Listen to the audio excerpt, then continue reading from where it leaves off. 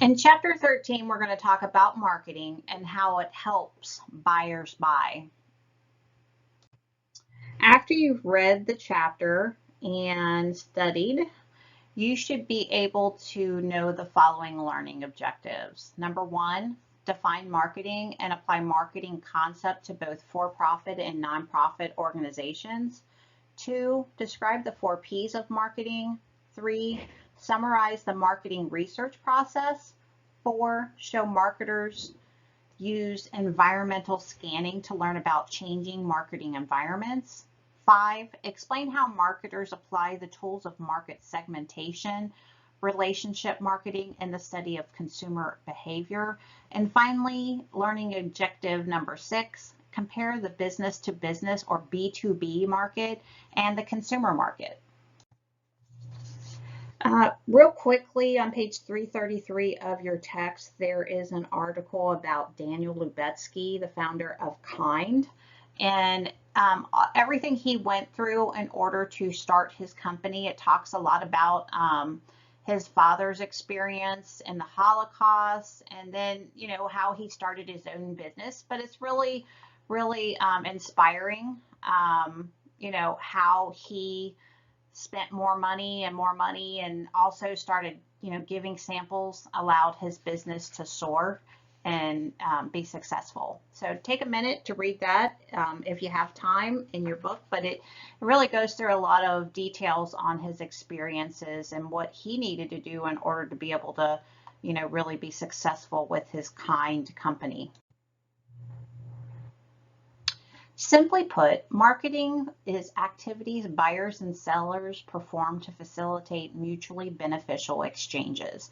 So when we talk about exchanges, that would be from a customer perspective, they're exchanging money in order to buy a product or service. And basically, what marketing can do is, help society at large by understanding their, whatever it is they're selling. They establish ways for buyers to purchase things on websites where, prior to buying, these websites can help their buyers find best prices, best products with the best features that they want, and give questions to the sellers. There's also, in a marketing world, blogs and social networks that cultivate the consumer relationship. So for instance, if we think about Amazon, and I know I've talked in Amazon in different slides, the cool thing is when you're looking to buy something on Amazon, there's a place to ask questions about a product. There's also a way to rate your products so other people can see your experiences by buying certain products from certain vendors that sell on Amazon. So as you can see, there's a lot of different ways marketing can help an institution. Basically, it's offering exchanges that is valued by customers, clients, and partners. This slide shows the evolution of marketing in the United States, which involves 4 eras. 1, production. 2, selling. Marketing concept is number 3, and 4, customer relationship. Today, a new era is emerging with both mobile and on-demand marketing. So as you can see, customer relationship is really important in the era starting probably, I would guess, around 1990-ish and going forward to where back in the early or late 1800s, marketing was really around production. Then you move into the early 1900s where selling was where the marketing really pushed forward. And then marketing concepts, of course, were really important in the mid-1900s through the 1990s. As was mentioned in the previous slide, there is an evolution of marketing. What marketers do at any particular time depends on what they need to do to fill customer needs and wants, which are continually changing. Let's take a look on how those changes have influenced the evolution of marketing. Marketing in the U.S. has passed through 4 eras, as again we saw in the previous slide. 1 is production, 2 selling, 3 marketing concept, and 4 customer relationship. Today, a new era is quickly emerging with mobile and on-demand marketing. The production era, from the same time the first European settlers began their struggle to survive in America until the early 1900s, the general philosophy of business was produce as much as you can because there is limitless market for it. In the selling era by the 1920s, businesses had developed mass production techniques such as automobile assembly lines, and production capacity often exceeded the immediate market demand. Therefore, the business philosophy turned from producing to selling. Just a quick thing to consider during the selling era is, as we talked about in the last slide, the focus of marketing was on selling the product because of technological advancements that allowed mass production of certain items. But the problem was there was little service afterwards and less customization because at the time the technological advancement was just a standard product. So, as you consider that, how the different eras changed, what do you think during the selling era, the economic and social factors that made the approach appropriate for that time, and how it affected sales because of little service afterwards and less customization? So just, a few things to ponder as you go through this particular chapter on marketing and how you see trends changing over time. Continuing on with the evolution of marketing, we're going to move to the marketing concept era. After World War II ended in 1945, returning soldiers beginning new careers and families sparked a tremendous demand for goods and services. The post-war years launched the sudden increase in the birth rate that we now call the baby boom, and also a baby boom in consumer spending. Competition for the consumer's dollar was fierce. Businesses recognized they needed to be responsive to consumers if they wanted to get their business, and a philosophy emerged in the 1950s called the marketing concept. The marketing concept was split with three different parts: a customer orientation, service orientation, and a profit orientation. With the customer orientation, you find out what consumers want and provide it to them. With a service orientation, you make sure everyone in the organization has that same objective of customer service or customer satisfaction. A profit orientation is really just a focus on those goods and services that will earn the most profit to enable the organization to survive and expand to serve more consumer needs. It took a while for businesses to implement the marketing concept. The process went slowly in the 60s and 70s, but during the 1980s, businesses began to apply the marketing concept more aggressively and have done so ever since. This led to a focus on customer relationship management, or CRM. Continuing on with the evolution of marketing, which we will over many slides, we're going to start talking about, again, the customer relationship era. The customer relationship era started between the 1990s and early 2000s, where some managers extended the marketing concept by adopting the practice of customer relationship management, or also called CRM. This is the process of learning as much as possible about present customers and doing everything you can over time to satisfy them, or even to exceed their expectations with goods and services. The idea is enhancing the customer satisfaction in order to stimulate long-term loyalty. So an example of this is when airlines offer frequent flyer programs that reward loyal customers with free flights. Some of the newer customer relationship building is in social media and having that online communities. Clearly, there's some dissatisfaction that still exists, especially with services such as airlines and cell phone carriers. This shows that marketers have a long way to go to create customer satisfaction and loyalty.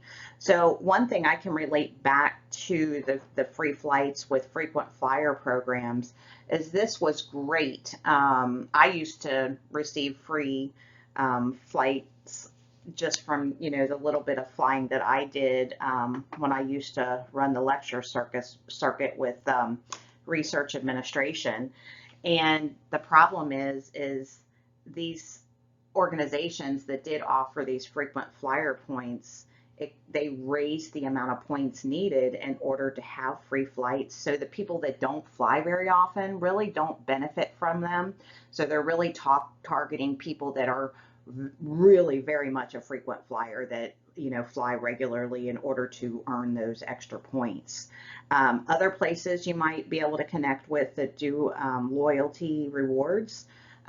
Kroger's gives you a point for, I think it's a point for every dollar that you spend, that you can cash in for discounts on gas. And with gas prices as high as they can get, it's a definitely good way to command loyalty from their customers. Now let's talk about the laws affecting human resource management over the evolution of marketing. So what we have emerging now are mobile and on-demand marketing era. The digital age is increasing consumer power and pushing marketing towards on-demand, not just always on. Consumers are demanding relevant information exactly when they want it without all the unwanted messages like those pop-up advertisements and such. Search technologies have made product information pervasive. Consumers share, compare, and rate experiences through social media, mobile devices, make it all available 24/7. So you can see on the slide where it talks about the now, can I, for me, and simple. It just shows how consumers want that information exactly when they want it. So for instance, I can just give an example. If I hear a word that I don't know what it means, the first thing I do is look it up on Google. If I hear about some kind of conflict that's going on in the world, first thing I do is look it up on Google. And that's that now that the consumers want. So think about that and think about the can I. They want to use information in new ways that create value for them. The for me, which is all about the consumer's expected personalized experience, as well as making it simple. They want, when they're looking for information or understanding or interacting, they want it to be as easy as possible. This gives consumers ease, so that way they're going to go someplace where it's the easiest to obtain their information. There's an interesting article on page 337 of your text that talks about how Hallmark had to adapt to the changing time, and that people don't really send a lot of birthday cards or holiday greetings as much as they used to. So they've learned to adapt by offering other products.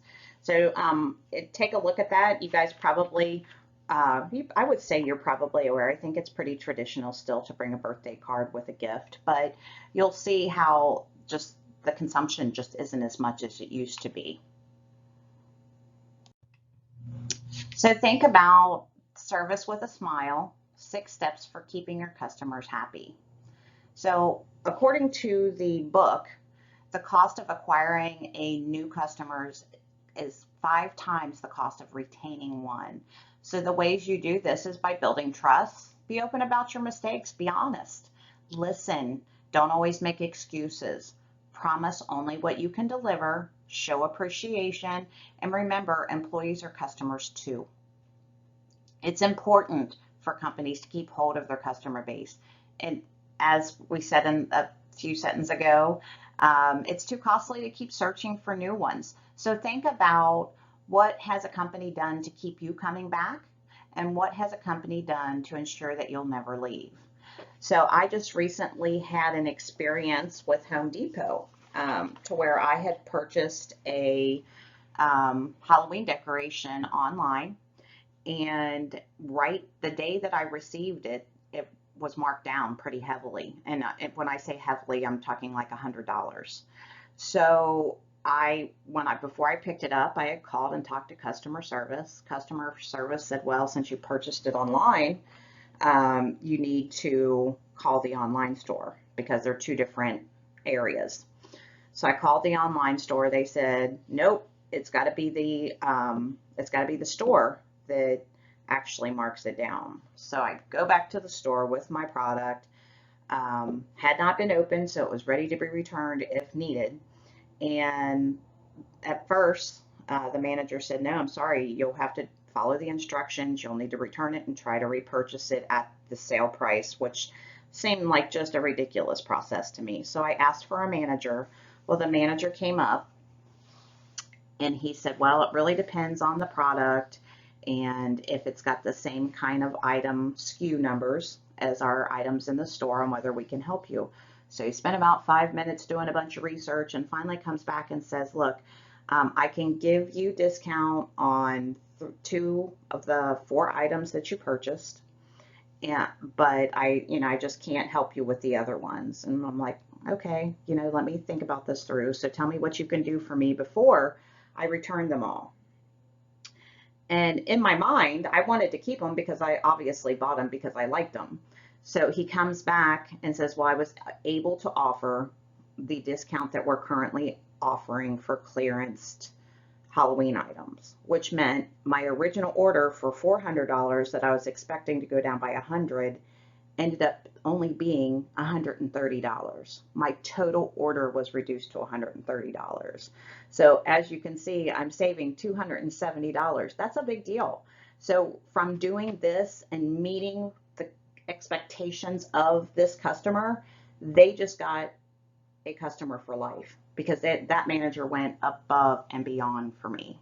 So just an example. So think of different ways. Now, granted, you don't always see that kind of satisfaction over every transaction that a store or business might help you with, but sometimes it's really just the small things is really being dedicated and making sure you have the best experience at that business. So think about that. All businesses use marketing, whether you're a for-profit or nonprofit organizations. Nonprofit organizations use marketing for fundraising, obtaining resources, to promote their message, attract new members, and create awareness on social issues. Nonprofit must effectively market their causes in order to reach their target audience. So think about, how is the marketing for a nonprofit different from the marketing for a for-profit business? Really, although there's not much difference other than the fact that, for me, that they use marketing in order to get noticed, in order to fundraise, in order to cover their expenses, to where a for-profit business pretty much does the same thing. They are marketing to get their products noticed in order to create brand awareness, in order to sell. So the more brand awareness and more of a existence they have out there with their customer base and even potential customers, the more they're going to get noticed. So just think about those things when you're working towards your business canvas model project. So this slide represents a pretty cool ad that went out during the coronavirus. And this was really in order to promote not being out in public while the pandemic was happening, in order to stop the spread of COVID-19. So think about how this looks on the screen. So what's getting your attention are the bolded words: let's not, and then they went through party, meet up, bro hug, defy, meaning stay away, stay in, because everybody was supposed to not be in public in order to not spread the virus. And the bottom part says, let's stay put, binge watch, video happy hour, save lives. So it's very meaningful in the fact that on the bottom part where it says let's stay put, binge watch, which is a big thing. Over the last, I don't know, 5-7 years, binge watching has been a big thing with the existence of Hulu and HBO Max, and I'm trying to think of everything here, Netflix and things like that. So they're trying to market and get your attention with things that are relevant. So the marketing mix is known as the 4 Ps. which is product, price, place, and promotion. They all are your ingredients into going into a marketing program. Managing the controllable parts of marketing process, meaning designing a once satisfying product, setting a price for the product, putting the product in a place where people will buy it, and promoting the product. These are those four products of those four P's that businesses use to blend together in a well-designed marketing plan. And this figure that's also represented on page 338 of your text is representing that marketing managers must choose how to implement their four P's of marketing, which again are product, price, place, and promotion. The goals are to please the customers. So as you can see on the screen, you've got your marketing manager who is marketing the marketing product or mix, thinking about price in order to get it placed. They're looking at cosmetic products that might be placed in a salon. And then also promotion, especially if it's a new product, it's a deal of the week.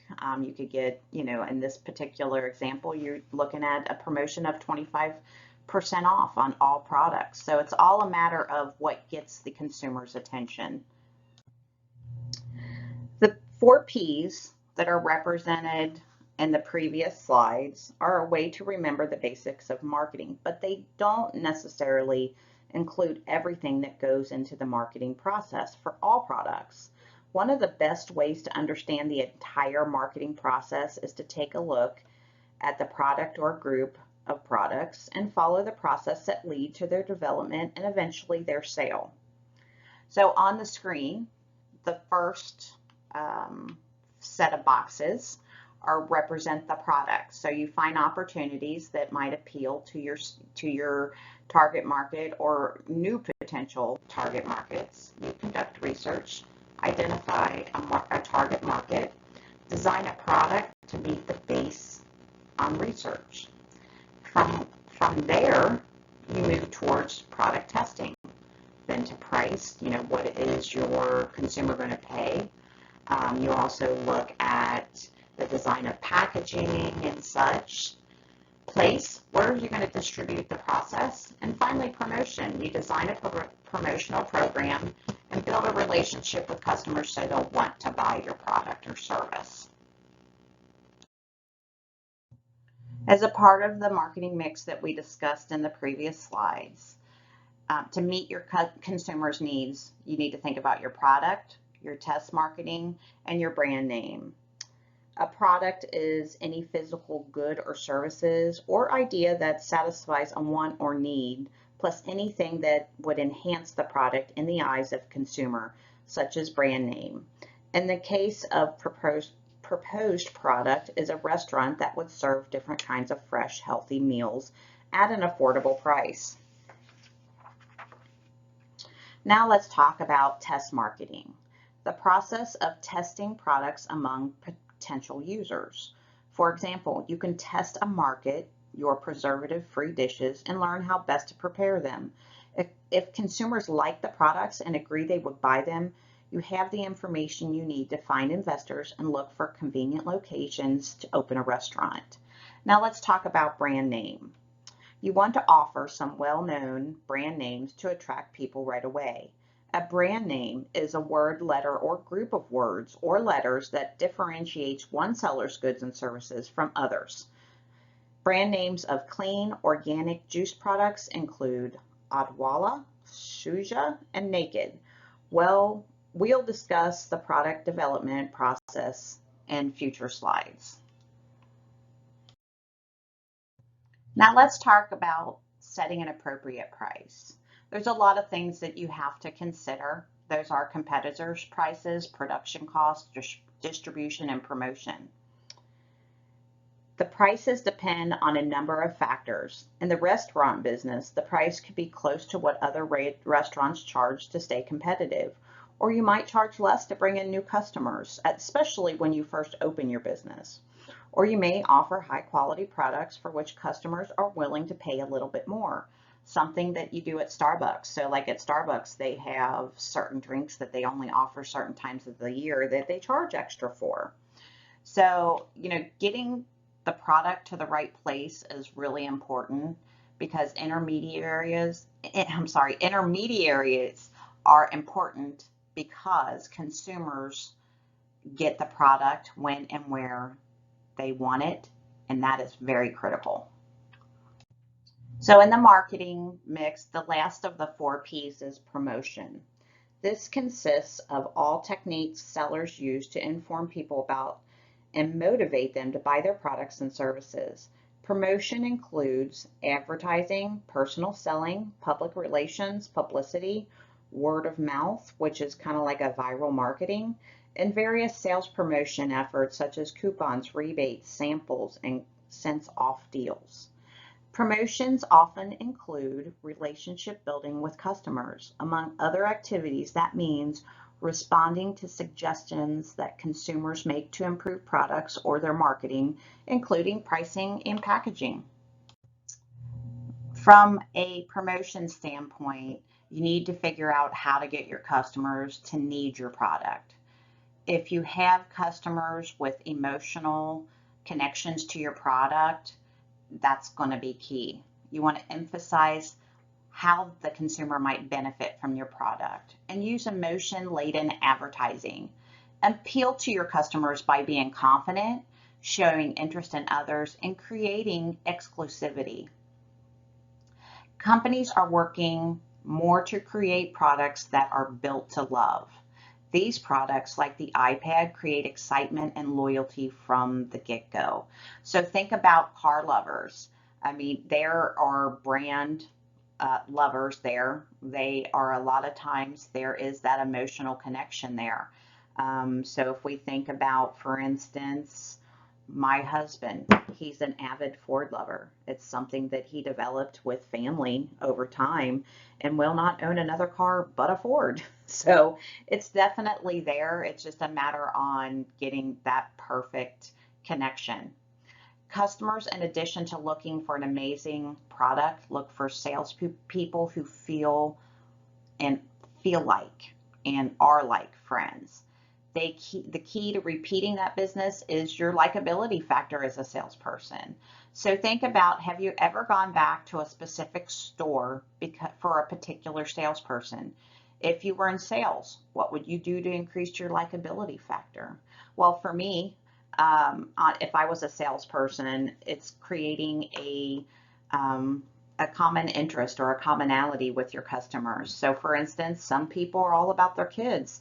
And if you're a good salesperson, sometimes there's easy things that they can pick up on to understand. So I guess for me, if I was a salesperson and I was trying to connect with a customer, if the first thing they talked about was, oh, I just came from my son's baseball game and that he did a great job. And so trying to connect and show commonalities with your own kids and things like that.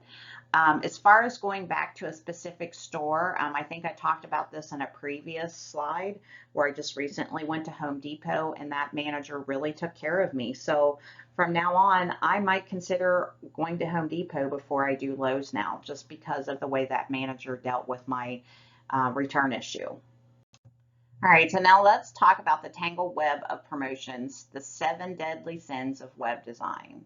So you want to make sure that you have up-to-date information, not stale and unorganized information. Make sure that the animation you use is proper, not using tiny fonts and poor color schemes. You want to get something that pulls somebody in. So if you're using tiny fonts, people might miss it.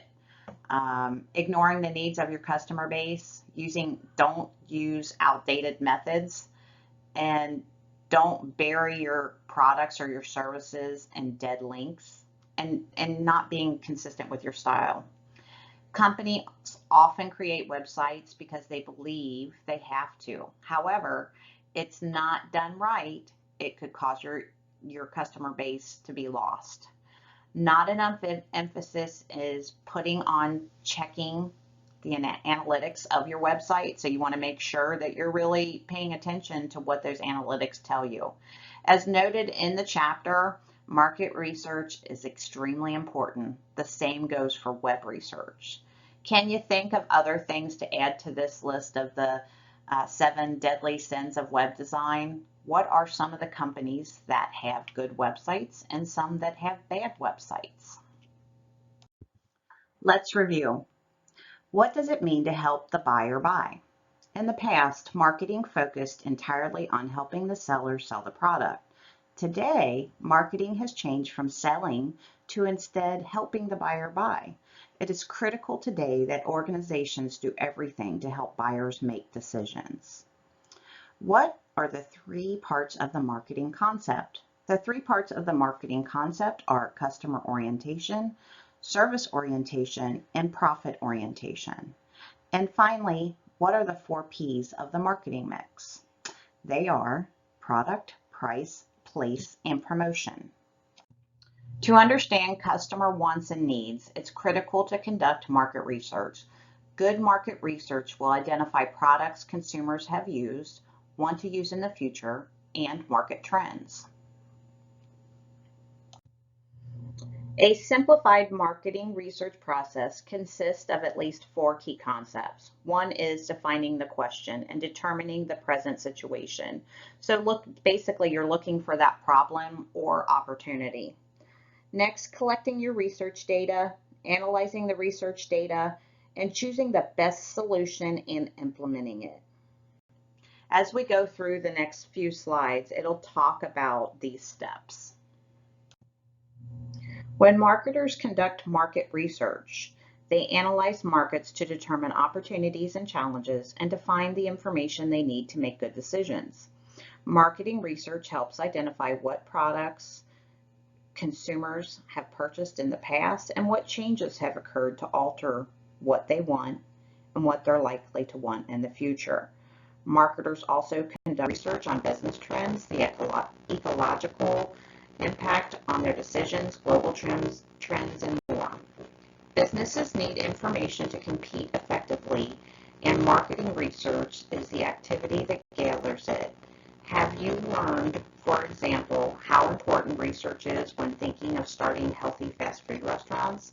Besides listening to your customers, marketing researchers also pay attention to what employees, shareholders, dealers, consumers, advocates, media representatives, and other stakeholders have to say.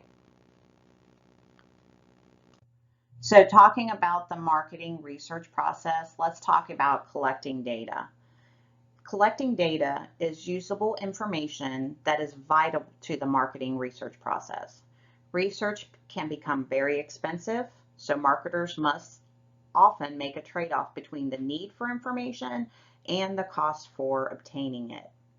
Normally, the least expensive method is to gather information already compiled from others, from journals, books, and anything available online. This is called secondary data, since you aren't the first one to gather them. Often, secondary data does not provide all the information managers need for important business decisions. To gather additional in-depth information, marketers must do their own research. The results of such new studies are called primary data. One way to gather primary data is to conduct a survey. So as a part of the marketing research process, you have to analyze the data. Marketers have to turn the data they collected in the research process into useful information. Careful, honest interpretation of the data can help a company find useful alternatives to specific marketing challenges. Choosing the best solution and implementing it is important.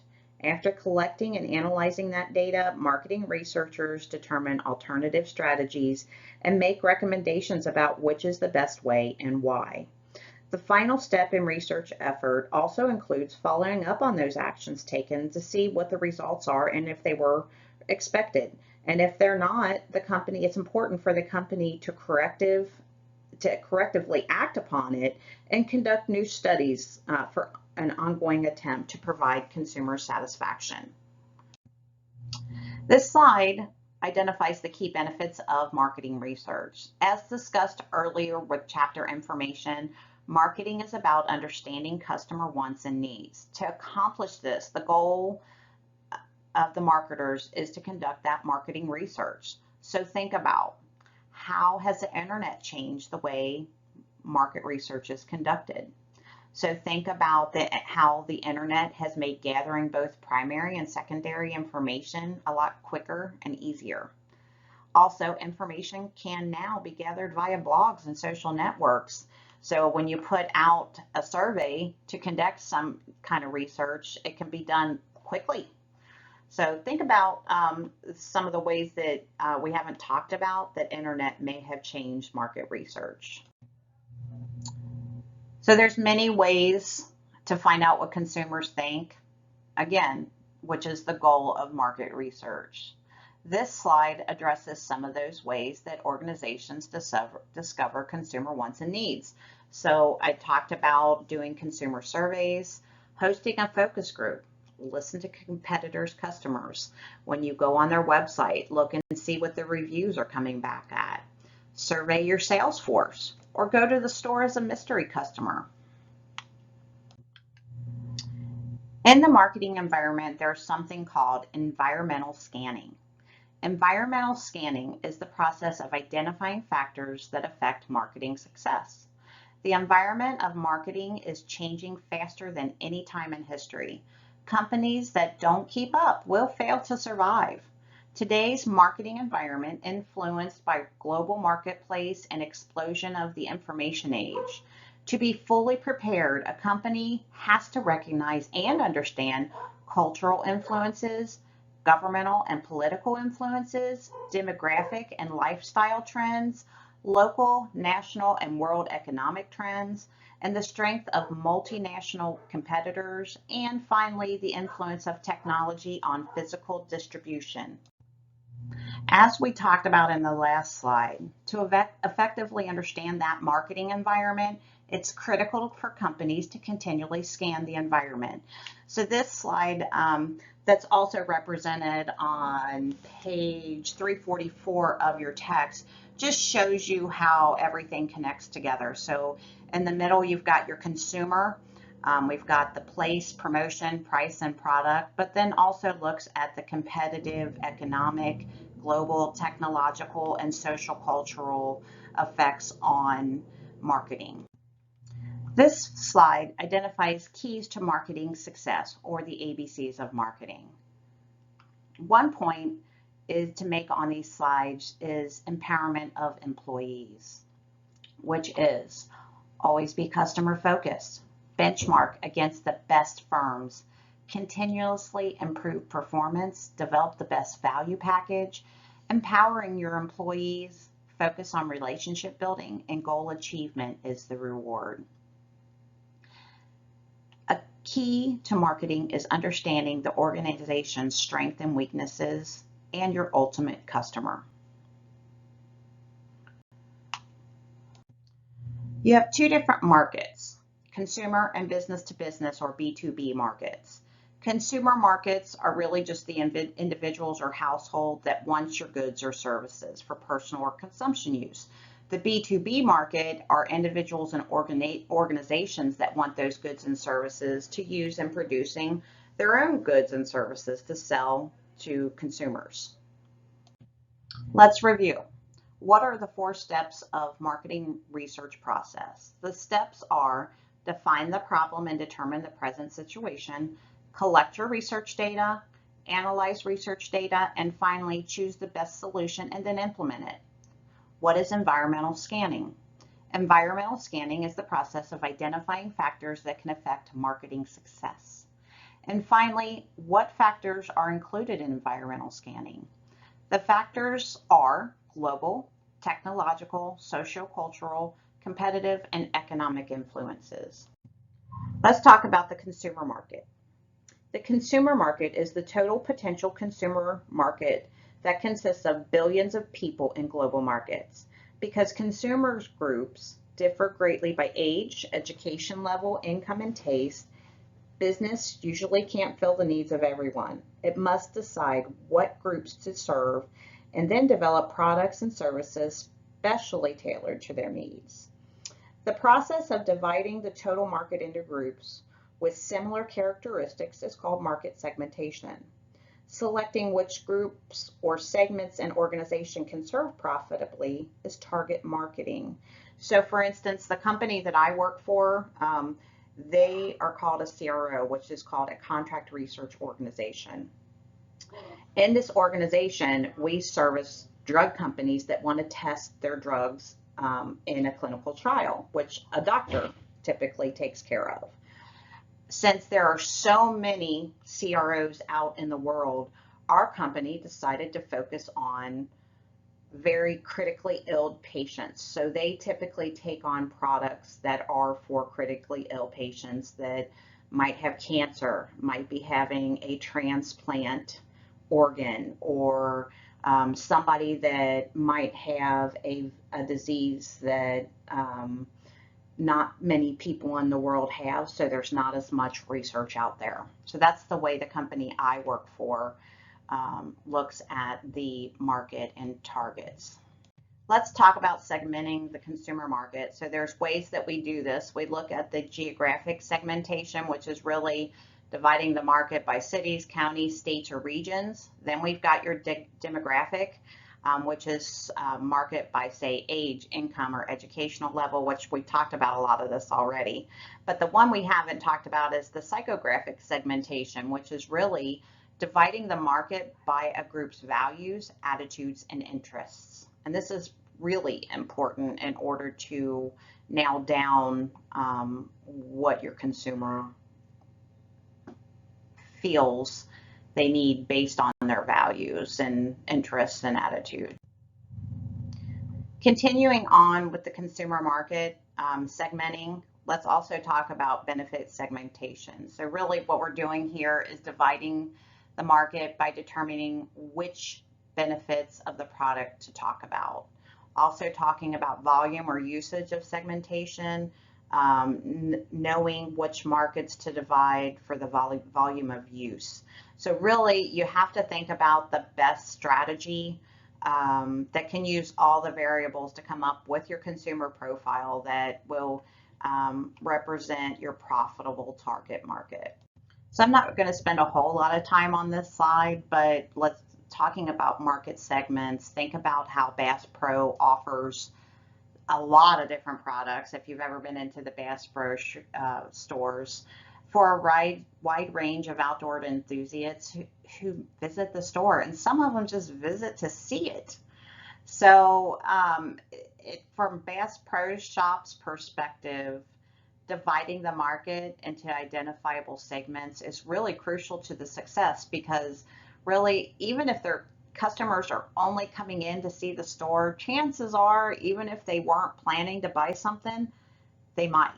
So that's the efforts from the marketing perspective, is just getting you through the door. Once they get you through the door, that's when the salespeople or the employees at the store can really engage and help a consumer decide if they want to buy something. So think about the question here on the slide. What different market segments do you think the company targets? Before I go any further on this slide, I just wanted to mention that on page 348, there's more details regarding market segmentation in figure 13.6 that you might want to take a look at. All right, so now let's talk about reaching smaller market segments. When we talk about niche marketing, or niche, however you might pronounce it, this is a process in identifying smaller but more profitable markets and designing or finding products for them. So as I had talked about, the company that I work for, one of the things that they target and they make a profit from it is doing research on drugs for diseases that very few people in the population have. But they help drug companies and investigators find not just drugs, but even potential cures to help these people. Let's talk about also one-to-one marketing, which is developing that unique mix of goods and services for each individual consumers. So this If you want to think about travel agencies, they often develop a lot of different packages, including airline reservations, hotel reservations, rental cars, restaurants, etc. This is easy or relatively easy to do with the B2B markets where each customer may buy in huge volume. The goal of relationship marketing is to keep customers happy by offering products that meet exact expectations. Building marketed relationships can also be done by mass marketing. This is really just developing products and promotions that please a large group of people, and it uses less market segmentation. So you still have to do the research, but you don't necessarily look at the demographics like you would in other areas. Relationship marketing, which we've talked a little bit about this already, is keeping individual customers over time by offering them products that exactly meet their needs. It tends to lead away from mass production and doing more custom-made goods and services. So a custom made goods that I can think of is how Nike can make the exact kind of shoe you want. They've got different products that with different styles that you can choose from, colors, etc. So that's a good relationship marketing example. Relationship marketing is all about moving away from mass production and towards custom-made goods and services. This slide identifies the keys to successful relationship marketing.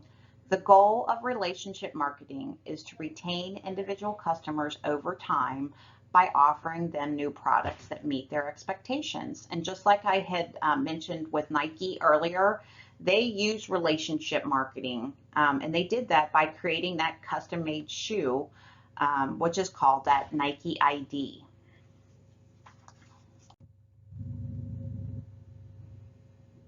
The first step in the consumer decision-making process is problem recognition, which may occur when your computer breaks down and you realize you need a new one.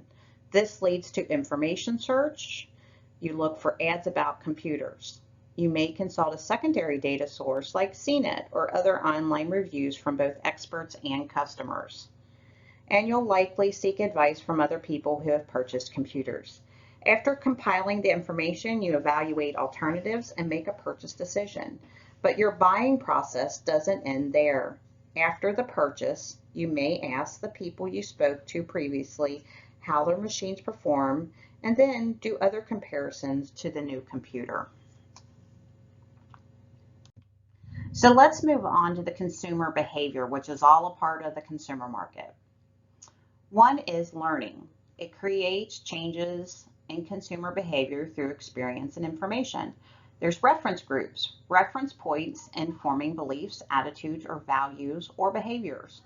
Culture, a set of values, attitudes, and ways of doing things passed through generations. Subculture is values, attitudes, and doing things from belonging to a certain group. And then finally, cognitive dissonance, a psychological conflict that may occur after a purchase. As we've talked about, some of the top marketing challenges in the B2C and the B2B markets are brand awareness, social media, converting leads into your actual customers, gaining customer insight, budgeting, and competing in global markets. In a business-to-business market, you'll find that products are sold and often resold several times before they actually reach their final consumers. Some examples of these B2B marketers are manufacturers, retailers, hospitals, schools, and nonprofits, as well as governments. Figure 13.7 in your book on page 351 talks about comparing the business-to-business and consumer buying behavior. So you can go through that and see the differences with the B2B and the B2C consumer behaviors by marketing products and buying procedures. There is a wide variety of careers in marketing than in most business disciplines. If you major in marketing in college, an array of career options can be available to you, which are listed on the screen.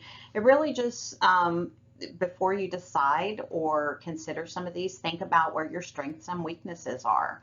If you're really good working with people, maybe you might want to work in advertising or selling or even promotions or public relations. If you prefer to be behind the scenes, maybe web design might be, or market research might be something you want to look into. But anyway, you can find a lot of information on this really just by searching the web to see what's involved with these different careers. Let's review. Can you define the terms consumer market and business to business market? The consumer market consists of all the individuals or households that want goods and services for personal consumption or use and have the resources to buy them. Business to business markets consist of all the individual and organizations that want goods and services to use in producing other goods and services or to sell, rent, or supply goods to others. Next, can you name and describe 5 ways to segment the consumer market? Geographic segmentation is the process of dividing the market by cities, counties, states, or regions. Demographic segmentation involves dividing the market by age, income, education level, region, race, or occupation.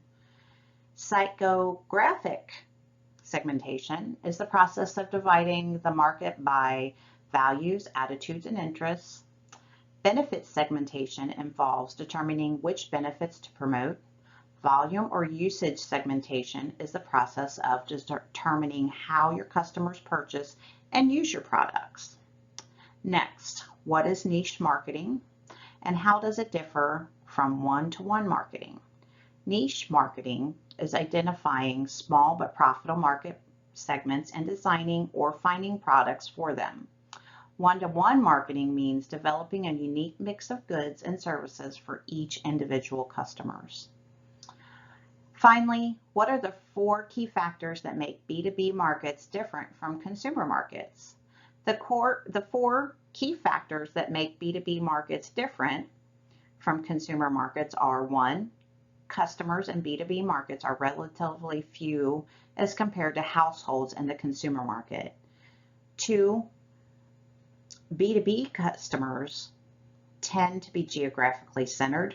3, B2B sales tend to be direct. And finally, 4, in the B2B marketplace, sales are based on personal selling.